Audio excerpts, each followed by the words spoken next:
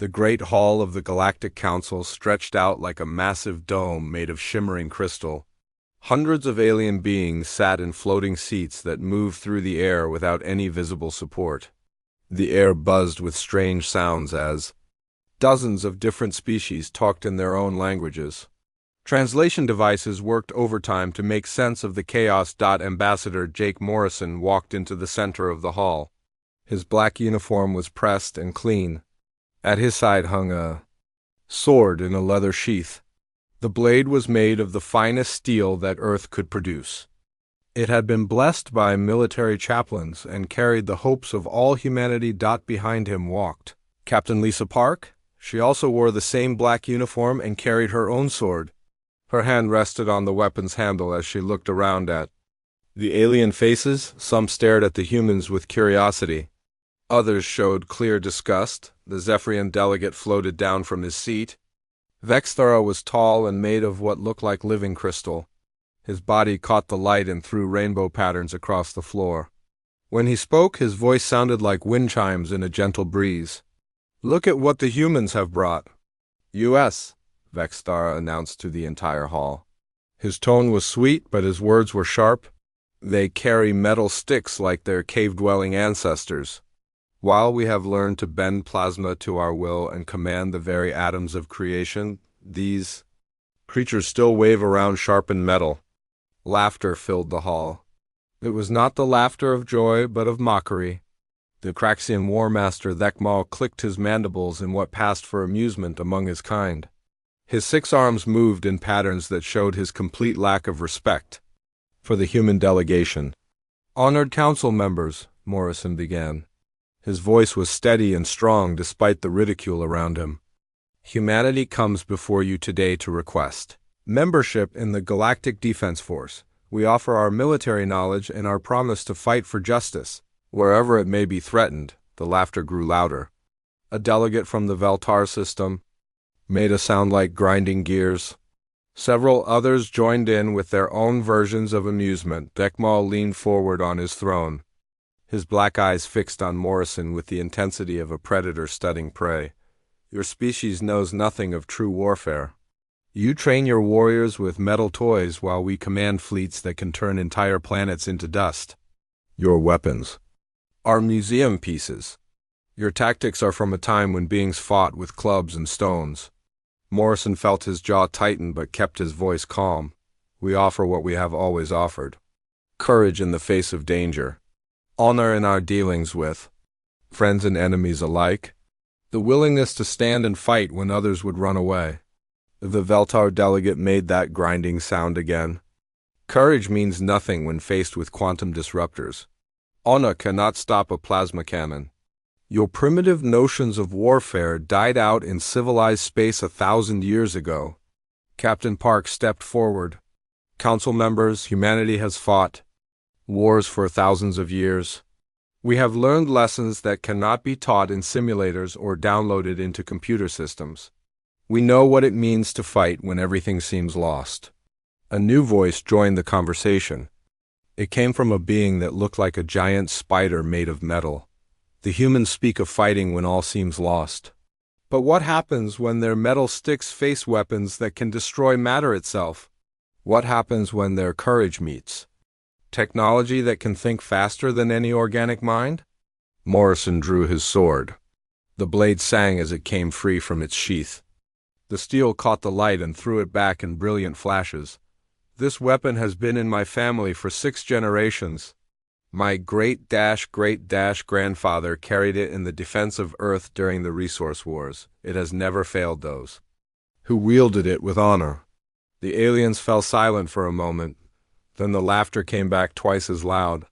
"A family heirloom," Vexthara said with mock reverence. "How touching. But sentiment cannot pierce energy shields. Tradition cannot stop missiles that travel faster than light." Thekmal stood up from his throne. His 6 arms spread wide in a gesture of dismissal. "The Council has heard enough. Humanity's request for membership in the Galactic Defense Force is denied. Your species is not ready for the responsibilities of advanced warfare.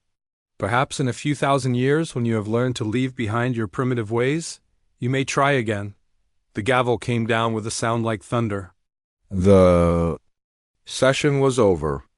The human delegation was escorted out of the hall by floating security drones that hummed with barely contained energy as they walked through the corridors of the space station.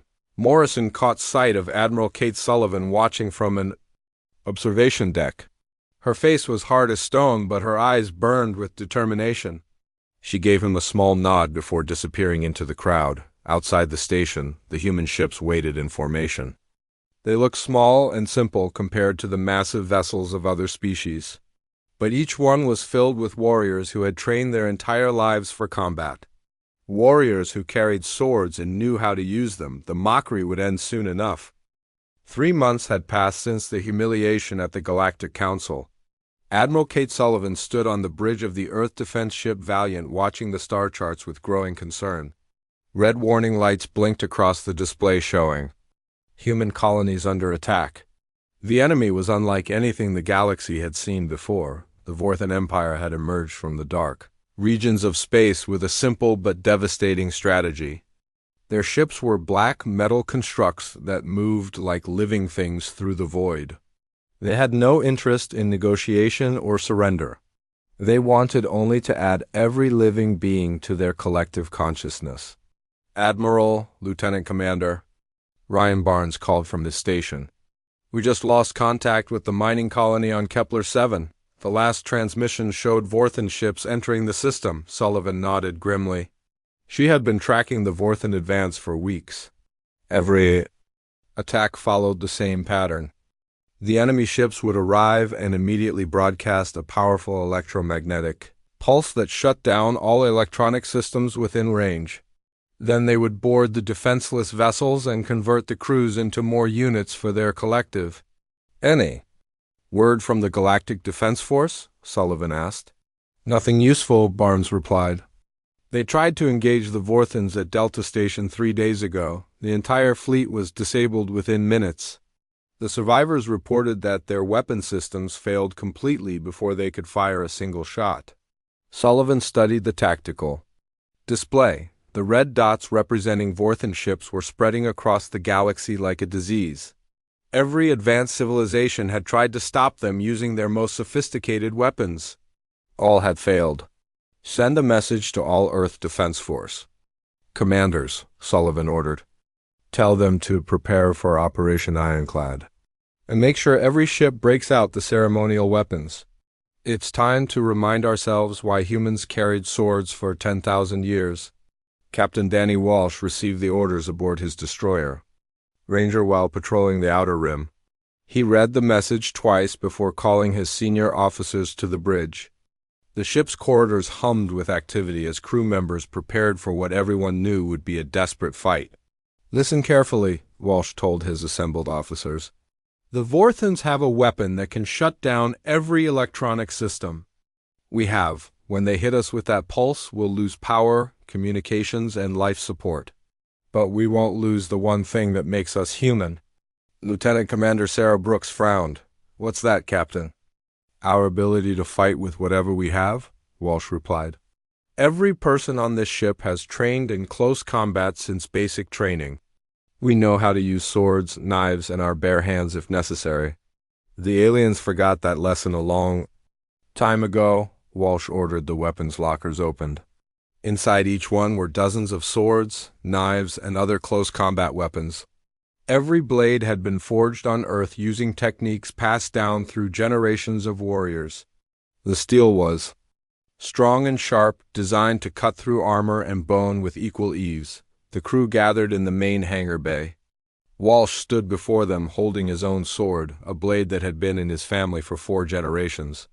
The weapon gleamed under the ship's lights as he spoke. "The Vorthans think they understand warfare," Walsh said. "They believe that's superior. Technology guarantees victory. They've never faced an enemy that could fight without computers or energy weapons. They've never met humans who remember what it means to be warriors." Young Ensign Paul Martinez raised his hand. "Captain, how can swords fight against creatures that can survive in space?" Walsh smiled. "They can't survive in space, Ensign. They need ships just like we do. And when they board our vessels, they'll be fighting in corridors and rooms where their size and technology won't help them. They'll be fighting us on our terms. The Ranger's sensor officer called out from his station. Captain, we're detecting Vorthan ships approaching the colony at New Austin. They'll be in range in 2 hours. Walsh nodded. Signal the other ships in our task force. Tell them we're going to show the galaxy something they haven't seen in 1,000 years. We're going to show them what happens when humans fight for their homes and families. The small fleet of human ships moved toward the Vorthan position.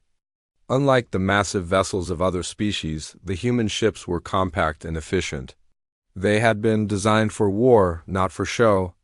Every system was built to keep fighting even when damaged. As they approached the enemy, Walsh felt the familiar weight of his sword at his side. The weapon had no electronics, no power source, and no complicated systems that could fail. It was simply steel and human skill. In the coming battle, that might be enough. The Vorthans were about to learn that some things never went out of style. The battle for New Austin Colony began exactly as every other Vorthan conquest had started. The black ships emerged from hyperspace like dark predators hunting prey. Their hulls reflected no light and seemed to absorb the stars around them. 5. Massive vessels arranged themselves in perfect formation around the human colony. Captain Danny Walsh watched from the bridge of the Ranger as the Vorthan fleet took position. Behind him, his crew worked quietly at their stations. Everyone knew what was coming. The electromagnetic pulse that had defeated every other species in the galaxy was about to be unleashed on them. All ships, this is Admiral Sullivan, came the voice over the communications system. Remember the plan. Let them hit us with everything they have. When the lights go out, that's when we show them what humans are really made of. The first Vorthan ship began to glow with a strange blue energy. Waves of electromagnetic force spread out from its hull like ripples in a pond. The energy hit the human ships one by one, and their lights began to flicker and die. Walsh felt the familiar sensation of power systems failing all around him. The bridge lights went out first, followed by the computer displays. The hum of the ship's engines faded to silence. Emergency lighting kicked in, casting red shadows across the faces of his crew. All right, people, Walsh announced over the manual communication system. Just like we practiced. Squad leaders, break out the weapons lockers and get your teams ready. Remember, when they board us, they expect to find helpless victims. Let's give them something else instead. The Vorthan boarding craft attached to the human ships like parasites. Mechanical arms extended from their hulls and began cutting through the metal plating. The sound of laser cutters filled the corridors as the enemy prepared to enter. Lieutenant Amy Rodriguez led her squad through the dark corridors of the Ranger. Her cavalry saber hung at her side, the blade sharp enough to cut through bone. Behind her, 12 other warriors carried their own weapons. Each person had trained for years in close combat, learning techniques that had been passed down through generations. Remember what we learned in training, Rodriguez told her squad. The Vorthans are machines. They think in patterns and follow programming. Be unpredictable. Use the environment to your advantage, and always aim for their sensor clusters. The first breach alarm sounded from Section C. Rodriguez led her team toward the sound, their boots silent on the metal floor. The ship's corridors were narrow and filled with pipes and cables that could provide cover. It was the perfect environment for close combat. The first Vorthan warrior that came through the breach was 7 feet tall and covered in black armor. Its head was a collection of sensors and cameras that glowed with red light. Forearms extended from its torso, each ending in weapons designed to capture and convert living beings. Rodriguez waited until the creature was halfway through the corridor before she attacked. Her saber cut through the air in a perfect arc, finding the gap between armor plates at the creature's neck. Sparks flew as the blade severed critical connections. The Vorthan collapsed, its advanced systems useless against an attack it had never been programmed to expect. That's one down, Rodriguez called to her team. Remember, they've never faced anyone who could fight back after the EMP. They don't know how to handle close combat. More Vorthans poured through the breach. They moved with mechanical precision, their sensors sweeping the corridor for signs of life, but they had been designed to process helpless victims, not to fight determined warriors in close quarters. The human defenders used every advantage they could find. They hid behind corners and struck from unexpected angles. They used the ship's own structure as weapons, causing pipes to burst and spray steam at their enemies. Most importantly, they fought with a fury that no machine could understand. Private Jack Coleman found himself face to face with a Vorthan that had cornered him in a storage room. The creature's 4 arms reached for him, ready to inject the nanites. That would add him to the collective. Coleman raised his combat knife and drove it deep into the creature's central processor. The Vorthan's lights went out instantly. "They're not invincible," Coleman shouted over the combat radio. "They're just machines, and machines can be broken." The word spread through the ship like wildfire. The Vorthans were not the unstoppable force they had appeared to be. They were vulnerable to tactics they had never encountered before. Human warriors who could fight in the dark, who could use primitive weapons with deadly skill, who refused to surrender even when their technology failed. Within an hour, the tide of battle had turned completely. The Vorthans who had boarded the human ships found themselves trapped in a nightmare they could not comprehend. They faced enemies who fought with courage instead of computers, with steel instead of energy, with hearts instead of circuits. The galaxy was about to learn that some weapons never become obsolete. News of the human victory at New Austin Colony spread through the galaxy faster than light itself. For the first time since the Vorthan invasion began, an entire enemy fleet had been not just defeated, but completely destroyed. The images broadcast across every civilized world showed something that had seemed impossible just days before. The Galactic Council called an emergency session. The same chamber where humanity had been mocked now buzzed with desperate voices. Representatives from dozens of species gathered to discuss their growing crisis. The Vorthans had expanded their territory by 30% in just 1 week, and no conventional force had been able to stop them. Admiral Kate Sullivan entered the council chamber wearing her full-dress uniform. The ceremonial sword at her side was no longer a source of mockery but a symbol that commanded respect. The alien delegates watched her with new eyes as she walked to the center of the floor. Vexthara, the crystalline Zephyrian delegate, was the first to speak. His voice no longer carried the contempt it had shown months earlier. "Admiral Sullivan, the Council has reviewed the reports from New Austin Colony. Your forces achieved what our most advanced fleets could not. We need to understand how this was possible." Sullivan stood straight and tall as she addressed the assembly. "The Vorthans have one weakness that you have all overlooked. They depend completely on their technology. When they disable our electronics, they expect us to be helpless. But humans never forgot how to fight without machines."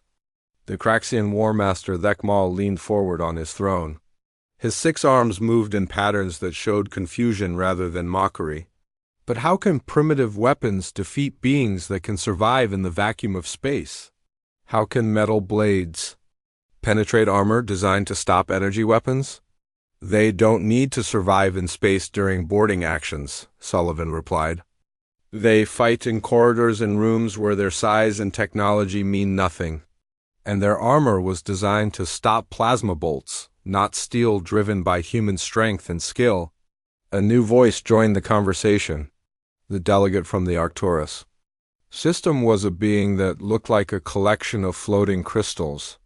"Even if your methods work, how can you teach them to other species?" "We have not carried weapons like yours for thousands of years," Sullivan smiled. "That's exactly what we're offering. Humanity will share our knowledge with any species willing to learn. We'll teach your warriors how to fight when technology fails. We'll show them that courage and determination are weapons that never run out of power." The council chamber fell silent. The same beings who had laughed at human swords now faced the reality that those weapons might be their only hope for survival. The advanced civilizations of the galaxy had become so dependent on technology that they had forgotten the basic skills of warfare. Colonel Pete Henderson was chosen to lead the first interspecies combat training program. The facility was built on Kepler Station, a neutral world where representatives from every major species could come to learn. The first class included Craxians, Zephyrians, Veltar, and dozens of other beings who had never held a weapon in their lives. The most important lesson, Henderson told his mixed group of students, is not about the sword itself. It's about the mind of the warrior. When you accept that you might have to fight without technology, you begin to understand what real combat means. The training was harder than any of the aliens had expected. The Craxians struggled with weapons designed for beings with only 2 arms. The Zephyrians found it difficult to use tools that could not interface with their crystalline bodies. The Veltar had trouble understanding why they needed to practice movements that seemed inefficient compared to their normal combat programs. But slowly, they began to learn. The Craxian warrior Clickstar discovered that his multiple arms gave him advantages that humans did not have. He could wield several weapons at once and attack from multiple angles. The Zephyrian student Melthara found that her crystalline body could conduct energy through metal weapons, making her blade glow with power. "You're not trying to become human," Henderson explained to his students. "You're trying to become warriors. Every species has its own strengths. The key is learning to use those strengths without depending on machines." The first graduation ceremony was attended by representatives from across the galaxy. The new warriors demonstrated their skills in mock combat exercises. They showed how different species could work together using techniques that had been tested in actual battle against the Vorthans. Word of the training program reached every corner of civilized space. Species that had been enemies for centuries began sending their best warriors to learn from humans. The galaxy was preparing for a war that would be fought not with energy weapons or quantum computers, but with steel and courage. The Vorthans had awakened something in the galaxy that had been sleeping for 1,000 years. They had reminded every species what it meant to be a warrior. The final battle for the galaxy began at the edge of the Proxima Centauri system. The Vorthan Empire had gathered every ship in their fleet for one massive assault on the core worlds. 3,000 black vessels moved through space like a dark tide, their hulls reflecting nothing but emptiness. They had come to end the war by converting every living being in the galaxy to their collective consciousness. Admiral Kate Sullivan stood on the bridge of the newly commissioned ship Liberty. Unlike the sleek vessels of other species, the Liberty had been built specifically for post-electromagnetic warfare. Her systems were mechanical rather than electronic. Her crew quarters were designed for close combat. Most importantly, her warriors were trained to fight when all technology failed. "All ships report ready," announced Commander Rick Stone from his position at the communications station. The joint fleet included vessels from every major species in the galaxy. Craxian battleships flew alongside Zephyrian cruisers. Veltar destroyers moved in formation with human frigates. Each ship carried warriors trained in the combat techniques that had saved. New Austin Colony. Sullivan opened the fleet-wide communication channel. "This is Admiral Sullivan to all ships. In a few minutes, the Vorthans will hit us with their electromagnetic pulse. When that happens, every electronic system we have will fail. But that's when the real battle begins. Every species, every warrior, fighting together with nothing but courage and steel." The Vorthan fleet moved into attack formation. Their ships spread out like the fingers of a giant hand, each vessel positioned to deliver maximum electromagnetic damage. The pulse generators on their hulls began to glow with the same blue energy that had defeated every other fleet in the galaxy. Captain Nicole Turner commanded the cruiser Defiance, one of the new ships designed for close combat warfare. Her crew included humans, Craxians, and Zephyrians who had trained together for months. Each warrior carried weapons suited to their species but forged with the same determination that had made human swords legendary. "Remember what we learned?" Turner told her mixed crew over the ship's manual communication system. "The Vorthans expect us to be helpless after the pulse. They've never faced an enemy that could fight in the dark. They've never met warriors who could battle without computers telling them what to do. The electromagnetic pulse hit the Allied fleet like a wave of invisible fire. Ship after ship went dark as their systems failed. The Vorthons had used this tactic hundreds of times before. They knew exactly what would happen next. The disabled vessels would drift helplessly while boarding parties cut through their hulls and converted their crews, but something was different this time. As the Vorthon boarding craft approached the darkened ships, they found defenders waiting. For them, the airlocks had been manually sealed. The corridors had been prepared for close combat. Most importantly, the warriors inside were ready to fight. Lieutenant Commander Maria Santos led her squad through the corridors of the Defiance. Her team included 2 Craxians and a Zephyrian, all carrying weapons that had been designed for their specific biology. The Craxians wielded energy-conducting claws that could tear through metal. The Zephyrian carried a resonance blade that could shatter armor with vibrations. "They're cutting through the hull in Section 7, Santos reported over the manual. "Radio system. All teams, remember the plan. Let them get inside, then hit them from multiple directions. They can't fight what they can't predict." The first Vorthon warriors entered the ship expecting to find helpless victims. Instead, they found themselves in a maze of corridors filled with determined fighters. The narrow passages that had been designed for ship operations became perfect terrain for close combat. The Craxian warrior Clickstar used his multiple arms to attack from angles that no human could manage. His claws found gaps in Vorthon armor that had never been tested against such weapons. The Zephyrian Lothara made her blades sing with harmonics that disrupted the enemy's sensor systems. "They're falling back," Santos called to her team. "Press the advantage. Don't let them regroup." The battle spread through every ship in the fleet. In the corridors of the Liberty, Admiral Sullivan fought alongside alien warriors who had once mocked her sword. In the hangar bays of Craxian battleships, human marines showed their allies how to fight without technology. In the command centers of Zephyrian cruisers, mixed crews worked together to defeat an enemy that had seemed invincible. The Vorthons had never faced anything like this coordinated resistance. Their entire strategy depended on finding helpless victims after the electromagnetic pulse. They had no programming for dealing with warriors who could fight effectively in close quarters. Their mechanical minds could not adapt to the unpredictable nature of organic combat. Within hours, the tide of battle had turned completely. The Vorthon fleet that had seemed unstoppable was being defeated by warriors using weapons that were thousands of years old. The galaxy was learning that some things were more powerful than technology. The victory at Proxima Centauri marked the end of the Vorthon threat and the beginning of a new age in galactic civilization. The black ships that had terrorized the galaxy for months now drifted silent and broken among the stars. The collective consciousness that had driven them to conquest was scattered and powerless. The warriors who had fought with sword and courage had proven that technology alone could never guarantee victory. Admiral Kate Sullivan stood in the same council chamber where humanity had been rejected just 1 year earlier, but everything had changed. The seats that had once held mocking aliens now contained respectful allies. The sword at her side was no longer seen as a primitive relic, but as a symbol of hope and determination that had saved the galaxy. The Galactic Council had been completely restructured after the war. The old system that valued only technological advancement had been replaced with something new.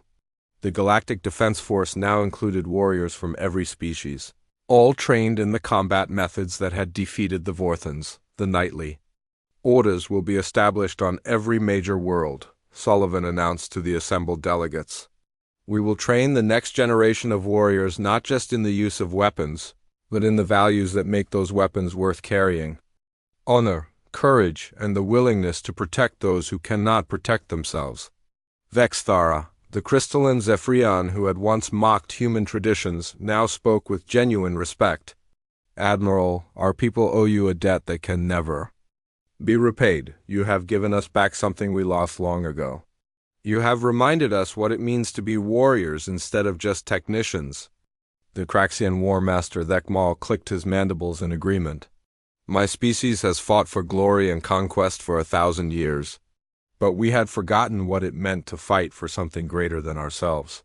Your people have shown, U.S., that true strength comes from protecting others, not from destroying enemies. General Jake Morrison, promoted from his former role as ambassador, was given the task of establishing the first Galactic Knight Academy on Earth. The facility would train representatives from every species in the galaxy, teaching them not just combat techniques, but the philosophy that made those techniques effective. The first class of cadets arrived at the academy on a bright spring morning. They came from dozens of different worlds, each bringing their own traditions and abilities. There were young Craxians with their multiple arms, Zephyrians whose crystalline bodies could conduct energy, and Veltar whose mechanical precision made them natural swordsmen. A knight is not defined by the weapon they carry, Morrison explained to his first class of interspecies cadets. A knight is not defined by their species or their technology. A knight is defined by their willingness to stand between innocent people and those who would harm them, regardless of the personal cost. The young Craxian cadet Zixtal raised 2 of her 4 arms in question, but General Shirley advanced. Weapons are still better than these simple blades. Why should we learn to fight with metal when we could use energy weapons that are far more powerful? Morrison smiled, the same expression he had worn during that first council session when the aliens had laughed at human swords. Because power without honor is just destruction? Because the strongest weapon in the galaxy is useless if the person carrying it lacks the courage to use it for good. And because when all your advanced weapons fail, when your technology betrays you, when everything you depend on is stripped away, that's when you discover what you're really made of. The Academy became the most respected institution in the galaxy. Young beings from every species competed for the chance to train there. They learned not just how to fight with swords and other traditional weapons, but how to think like warriors. They studied the history of warfare across dozens of cultures. Most importantly, they learned the values that separated knights from mere soldiers. Years passed, and the galaxy settled into a new peace. The threat of the Vorthans was gone, but the lessons they had taught remained. Every major world now had its own knightly order. Every species had warriors trained to fight without technology. The sword had become a symbol recognized and respected across the stars. Captain Nicole Turner, now an instructor at the Academy, often told her students about the day when humanity's swords had conquered the galaxy. "We didn't win because we were stronger than the Vorthans," she would explain. "We didn't win because we had better weapons or superior tactics. We won because we remembered something that the galaxy had forgotten. We remembered that the greatest weapon is not the one you carry in your hand, but the one you carry in your heart." The age of pure technology had ended. The age of the Galactic Knights had begun. And at the center of it all was the simple truth that humanity had always known. Courage, honor, and determination could overcome any obstacle. The species that had mocked humanity's primitive swords would never forget the day when those same weapons had saved them all.